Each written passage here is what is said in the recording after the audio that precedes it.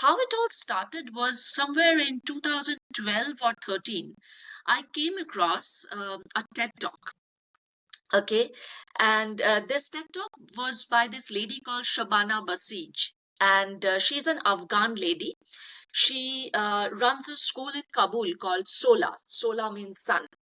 And I heard one of her TED Talks, and she was, in the TED Talk, she was explaining like she grew up during the Taliban regime. And as a girl, she was not allowed to go to school. So her father, who was definitely an Afghan man, but not a Taliban, so he kept on, inspiring her. And he said that you have to go to school, you have to get knowledge because the Talibanis can take everything except what you have here. So you have to go to school. So she was dressed up like a boy and she would go to school. She got her education. Then she moved to the US, got her master's, came back to Kabul, started her school for other girls. This story was completely like, it was so fascinating. It was so moving. When I heard that TED Talk, I said, oh my God, I have to do something about it.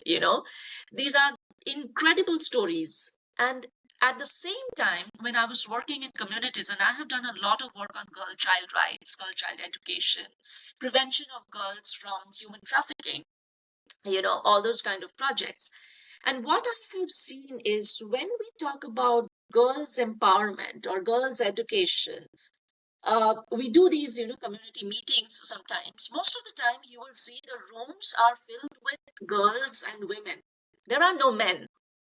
Okay.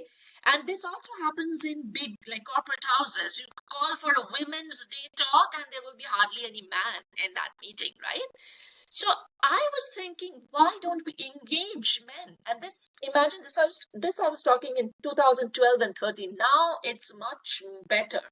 But at that time, there was nobody talking about it. And I just simply started to research a little bit, like secondary research on Google, to find out some father-daughter stories. And you won't imagine they were mostly negative stories. Negative stories about fathers or, men looking at them as the perpetrators of violence. But where are those positive stories? Because, every positive story has the potential to create another positive story. So I actually illustrated Shabana's story and I created a Facebook page. At that time, it was a new thing. So I created a page called My Father Illustrations. And I just shared this story on that page. And I reached out to Shabana saying that, I have created this. She was so touched. Then she shared it with her students. And I started getting emails from other Afghan men telling me that, oh my God, we're so happy to see that some people are recognizing us as fathers and not as Talibanis.